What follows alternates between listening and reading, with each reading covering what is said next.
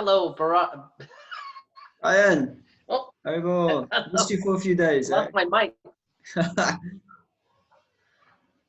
Right. The second we went live, I pulled my mic off. Wonderful. Hello, Briat. How are you Mm. today? Very good. It was a massive thunderstorm last night, so things are a bit cooler here today. I didn't have to have my fans on all day, so it's been nice. Yay. It's been nice. It's getting a little cooler here. We're coming into winter, so it's overcast today. All right, yeah. Today's topic, Hmm? that it's always beneficial, I think, but in these times specifically, is so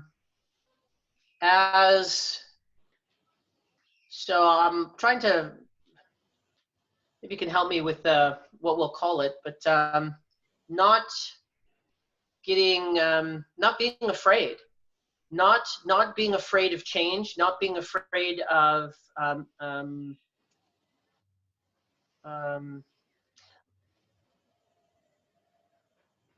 thoughts. Help me here. Not being afraid of accepting what is. Well, that's definitely a way to say that. Yeah.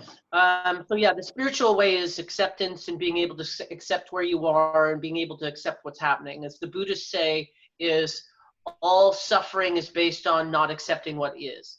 So, and it doesn't mean you can't change what is, but it's you need to accept where you are before you can do anything. Right. So yeah, that's a good. And then, but putting it in normal everyday terms is that not freaking out with world events and high level society change and things that you've never seen before. How does that sound? Yeah, that sounds great. I think that's a good topic of conversation. Something I've been thinking about a lot also. Okay, good. So I'd like to take a look at it from a spiritual bent, because in normal times, looking to see where you got your continuity and your safety, what's normal in society is getting it from the continuity of our reality. You know, that society has always been the way it is. We can always count on that. So we always know who we are in reflection to what's happening around us. When everything changes around us, then people start questioning who they are. So can you add something to that? Yeah, people, or we generally, we find our sense of self in things that are outside of ourselves, which even includes our body. It even includes your body, because since we're different from the body, we're eternal spiritual beings residing in the body, like a driver sits inside a car, and then the body is like the car that's been driven by the driver, and the body is being driven by the soul, which sits inside, and like a machine. So even this body is outside of ourselves. So firstly, we identify with the body, we identify with the mind, which is a subtle aspect which is connected to the body, but is also not us. So we identify with the way we think, the things we like and don't like, with our own precepts and ideas. We identify with our physical body as being male and female, black or white, or American or South African, or this or that. And then as being an artist or musician or an eccentric or conservative or liberal, and there's a whole list of things you can put there. And then even further than that, it goes out into like the type of car you have, or the type of woman you're into, or the woman that you have, or the relationships that you have, your social standing, your house and where in town your house is located, and how big it is and how much it costs. And it expands all from there. But the point is that all of these things, they're temporary by nature, and at the moment, without a moment's notice, all of these things can change. Like, you identify with this body and it can perform a particular function, and you identify with that, and then something happens and you become paralyzed, and all of a sudden it's almost half of your body doesn't work anymore, and it affects the entire body. And it's an identity crisis. You have to shift your whole sense of who am I. And the same goes for you lose your girlfriend that you've been together with 10 or 20 years, or your wife. And then there's also a big crisis in identity that goes through. How do I define myself now? And so this, you can get examples for any particular situation. So right now, everybody's also been challenged with that, about the notion of things are going to be different when I come out, and how will I then reinvent myself. But the problem with that is that you just latch on to other externals to identify with, which are also temporary, and they will also change. So that doesn't really provide you proper security in that sense. So obviously, the line of thought that we like to take is to just look at it from a spiritual perspective, one of detachment and one of knowledge, and trying to perceive the soul as being separate from all of these things, and it has its own identity, which has nothing to do with all of these things around it. Because all of these things, they come, they go, they're unpredictable, they're temporary, whereas the soul is eternal. It has always been, it will always be, and it will never cease to be. And so for real peace of mind, it behooves one to connect to that reality. And then one can still operate in the physical world, but by being in that state of consciousness, it doesn't mean you can't function here, but it does mean that you will carry around you a certain peace which people are looking for. So before we, you said so many things that are actually worthy of looking at. So you started off with when we start identifying through the senses of what we like and what we dislike, that we this is who I am. We start associating with the body as one of the first things that we associate with. You had an example of having to deal with that. Your body can change in the sense that you talked about an accident, and then all of a sudden that you don't have use of, half of your body is can be terrifying for people, absolutely terrifying. And that, aging, as you age and your body changes and your ability changes and your look changes, is, something that people don't deal with very well. The point is they do need to deal with it, and they do need to accept. And really we're talking about attachments, being attached to things, not accepting the what is, and being attached to these things outside of ourselves. Is that what our false identity is, doesn't know what it is. So it starts creating feedback for itself to be able to determine its worth, frankly. Yeah. And so that's what, when people start identifying with all these external items, like my wife, my social group, the community, the person that I am in the community, how I'm seen, the clothes that I have, the vehicles that I have, the house that I have, the job that I have, and all of these things that are external that you go, this is me, all of them can be taken away from you. Yes. And when you get, if these things get taken away from you, then people have no idea who they are from that moment on. Mm. They've invested, they've been attached to, they've been able to make a sense of who they are in this world by these things outside of themselves and these reflections. And I think where you were going now is having a spiritual connection to be able to define who you are is I'll let you take that from there, and then I'll add afterwards. So what about that spiritual connection, and what about what does that look like, if you can count the ways? The spiritual connection. Well, like how you mm-hmm. Yeah, how I? You can complete that question. How I? Oh no, I thought you needed more information, but what I meant, but I'll give it to you then anyway. All right. Is what if you're not connecting to these external items, then what are you connecting to? Ah, okay, good. What is it that what's solid, and why is it solid? Yeah. Okay, I understand. So this is the reason, like, I'm on the path I'm now, is the path of bhakti, or of devotion and service, is that the soul by nature wants to love and be loved. This is what everybody is after. They want to give love, and they want to receive love, and they want, there's a desire for there to be a perfect reciprocation. And this desire is coming because it is an unquenchable or unmutable desire that belongs, it's a quality of the soul itself. It's not an attribute of the mind or of the body, which are separate. So service is the medium through which love is expressed. So in any kind of way, if you want to express you love or appreciate somebody, then you do it. It's not just something you sit down and it's passive. I'm like, I love this person. I really, really love this person. I just so much love that's in me. Like love is not just a feeling. Sometimes love does not feel nice because sometimes love entails accepting an inconvenience for the one that you love. It's like, I don't know, you called up in 2 o'clock in the morning and a friend is like, I need you now. And you have to drive, I don't know, 40 minutes and it's cold outside and it's raining. And it's not nice. I mean, there's nothing nice about it. Having to get out of my warm, cozy bed. I was just having a great dream.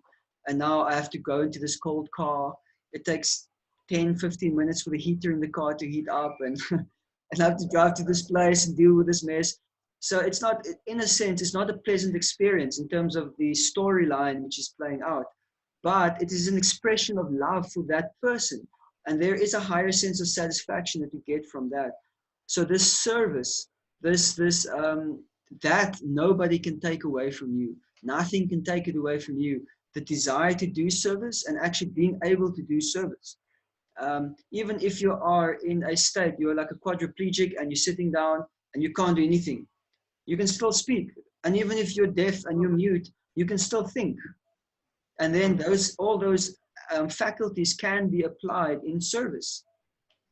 So then on the devotional path, the object of the supremely lovable object of which one expresses the service is to the creator and the creation.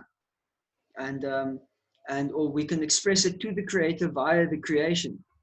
So even then, one's mental faculties can be engaged in that sense, just thinking about how you want to render some service, doing something. That also counts as service because it's an expression of your soul, it's an expression of your will, which is manifesting in energy, putting into this thought. And then that is devotion. And also according to one's capacity, obviously, there are people at different capacities to actually do something. And what you actually achieve in the physical world isn't so important as in the sentiment or the devotional mood in which it is done, and the meditation of how much you're doing it to please the creator and how much you're doing it for some ulterior motive, which is basically for your own self-aggrandizement. And that can be any level of completely selfish and even up until being philanthropic, where you're giving in charity and working for others, but ultimately you're actually doing that so that you can be happy. So that's actually also still not devotional. It's still not devotional. It's a very subtle level, but it's still better. So anyway, so just to kind of round it up, is that this service identity, if you identify as I'm just a servant, I'm a servant of God, and all these creations and all these beings which are all part of him are ways in which I can express my love to him, like that. And then therefore every moment presents an opportunity for me to express my love to God through his various aspects, his different energies. And that's always available. Even if you die, that does not stop, because everything else around you changes, but still this identity you can carry with you because it's always applicable everywhere. So therefore, I found in my personal experience, it's a pretty solid thing to find your identity in, as being like, I'm a servant. Anyway, it's my nature. Everybody's nature is to want to serve in some way or other. And yeah, I don't know if that answers. Yeah, that's it's certainly an aspect, and it's your aspect, but it's I think it's also it's an evolved. It's not the first thing that I dealt with when what was solid for me. And I'm going to try use some of your words here, because you really used some beautiful words in being able to describe things, like the soul's desire for love. So when I'm talking about what's solid for me and what I can count on, I'm going to do it in contrast to what, if I'm a normal human being that is living through my senses and the construct of what society is, then I'm attached to and I'm interested in what's going on in the world. The world stays the same, and I can feel grounded and okay and solid in myself, because the world is, I know what to expect.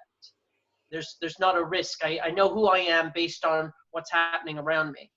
And when things change around you, I mean, it's really interesting, as it can be as subtle as you lived in the same place for a really long time, and then one day you came out of your house and there's a tree that's on your block, a really beautiful, nice tree, and that tree was cut down. And all of a sudden it's really unsettling that, you know, it's one thing, it's unsettling that somebody cut down a tree.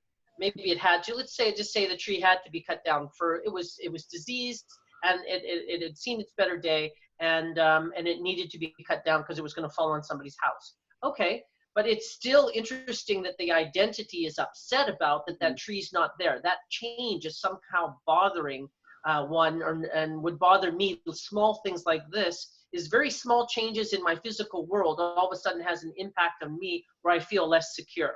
So I'm kind of showing one end of the continuum.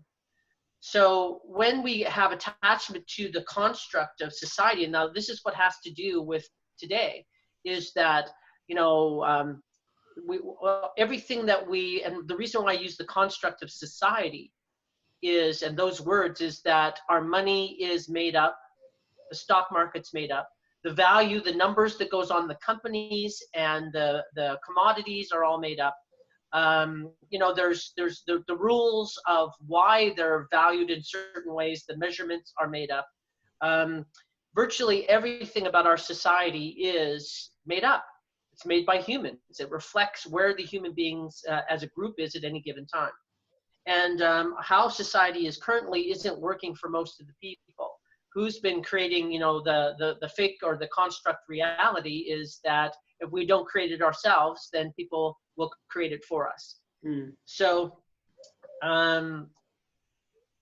having said that, so I'm not invested in that. I'm not invested. I know money's fake. I know it's fiat. I know that everything about society is not real. So I'm not really hanging my hat there. I'm not going, oh, I know who I am based on that all these things are consistent around me.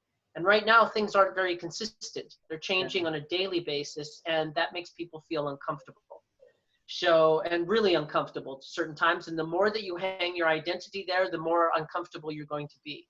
So the spiritual connection is been to being able to look inside and be able to connect to what it is that I actually truly am. I don't create myself, I discover myself. I feel, you know, I don't know that I like sushi until I try it. My body goes, yeah, this is good. Or my body goes, no, I don't like this. This is weird. This is raw fish. And everybody's had that experience for the most part, that their body tells them, they discover what they like and what they don't like. They don't make it up. Yeah. So my connection to, I already am something. So there's a discovery of who I am, and there's an energy and a feeling and a connection that I can have with myself. And then further from that, there's the, you know, Mother Earth, which is birthed everything here and energetically is connected to everything on this planet, including me, and that I can feel my energetic connection to the Earth. And that's not changing. It's not fake, it's not changing, and it's benevolent. And then past that is being able to look to all that it is and creation is just, there's a design. And that creation is benevolent, and that I am energetically created through my inner experience. I connect to both the earth and all that is. And that doesn't change either. So it doesn't matter what, with the construct of what human beings have created in society, no matter what changes or what they do or what happens there, if I'm not looking to actually understand my identity through it, therefore then I can actually be connected to who I truly am, no matter what goes on around me, and be grounded in the face of it, in spite of that it could get inconvenient. We don't like change. Ego doesn't like change, and we don't like inconvenience. Yeah.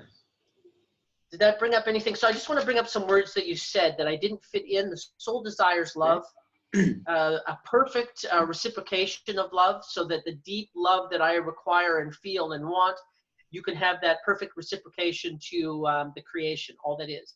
And anybody on a spiritual path that's opened up to that pretty much has that experience. It's unmutable, quality of the soul and of the self.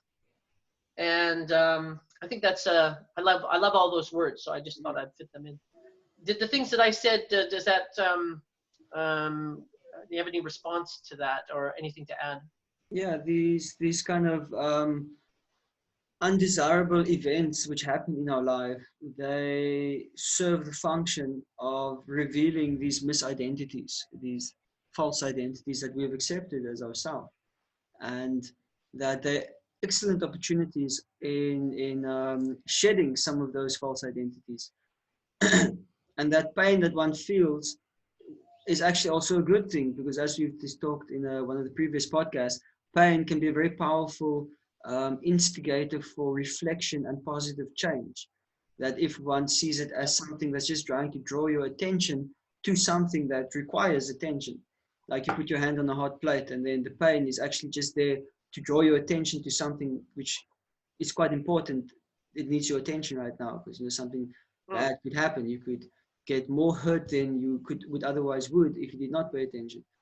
So that suffering or pain serves that function. So these kind of things, when they make us feel like that, then they generally indicate some kind of false notion of the self that we've accepted.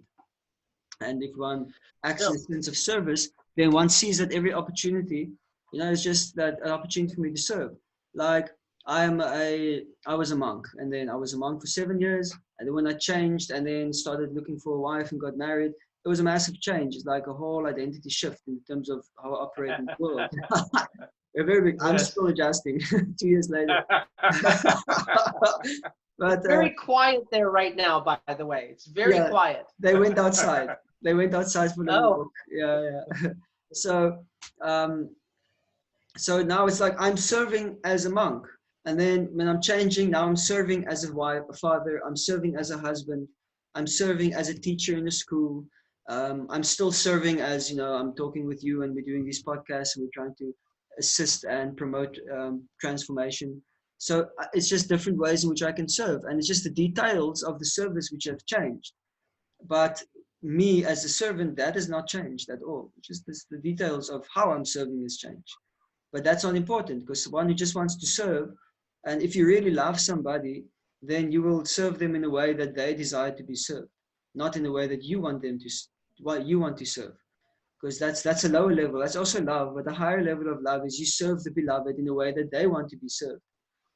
And so that shows more intimacy, in your relationship when it's like that, where you're even willing to give up your own wants and desires for the pleasure of the beloved. It's a natural thing. It's not artificial. So beautiful.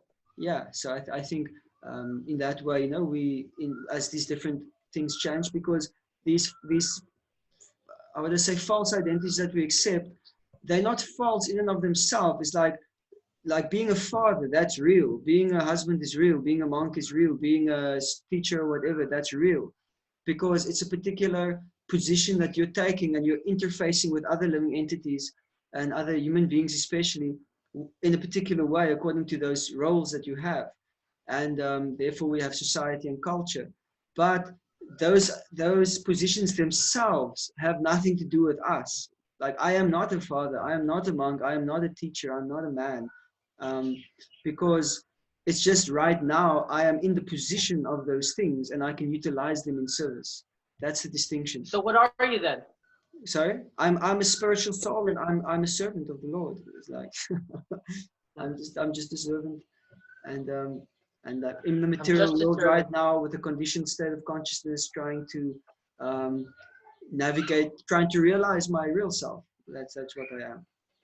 So I think so there's a couple of things that you said when you talked about that everything happens for a reason in these outside events that actually have us, when there is great change around you in your human society construct, and that it's a good thing that these false ideas get questioned so that you can actually look at them. Do you think we would be looking at, the question is do you think that we would be looking at these false ideas and identities without what I would say is a crisis, without something changing around you? Do human beings generally go questioning these things or looking about what's true?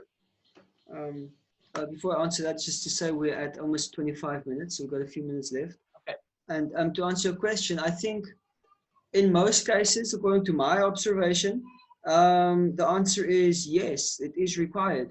Because if things get too cushy, then it's way too easy to be conditioned by the feeling of happiness, which is brought about by these external things. And then there's no impetus to inquire or to apply yourself into transformation, you know, of yourself. Because why do you need to do it? Everything's fine. I feel that everything is fine, so there's nothing pushing you. I think it's not a requirement for these kind of undesirable things for you to do that.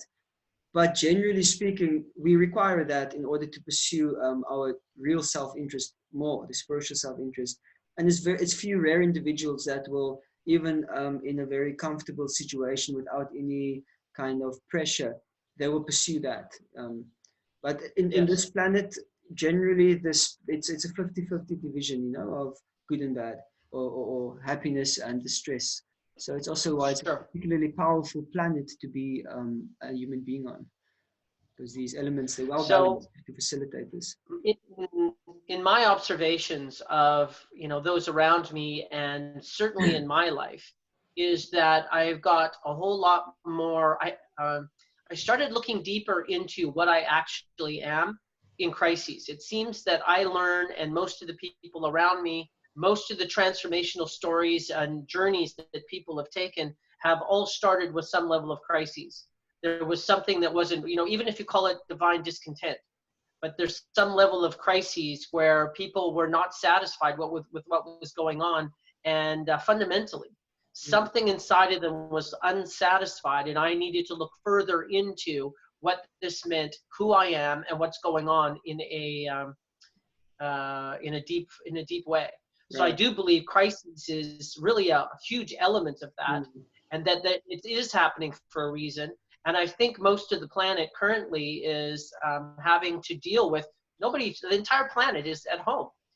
Almost, you know, the vast majority of people, their life has changed, and I think this is only the beginning. We're no longer in Kansas and hang on to your hat as things change, and that people get a little bit more confronted with that their world is changing. So the words that I would leave with you is that everything that is changing is created by human being as a construct, is made up. And everything that is connected to self and to Mother Earth and to all that is creation, that there is a design, is constant and real, and I can stand on it, and it's solid, and I can know myself because of it. So that felt good. So to wrap up, is there any last words that you have there, Mr. Briot, sir? Yeah, it's a mirage can never quench and satisfy your thirst. Only a real well full of water can do that. And this world is simply a mirage that we are all striving for, and that it's something which is as fleeting as the winds or the bubbles in the ocean who come up and they pop and then they disappear. Like that, this is the material world that we're in, and they cannot satisfy at all the soul, which is eternal by nature and far outlives any of these tiny little events which are happening now. So the only real way to quench your thirst is to drink from, you know, the spiritual source, the spiritual nature which we are. Beautiful analogy, actually. Thanks. Thank you once again, Briot. We got through another day. So I'll see you tomorrow. Yes, tomorrow, same time. I got the data now. So. All right, Brian, thank you very much. Love and light, my friend. I will. Love and light.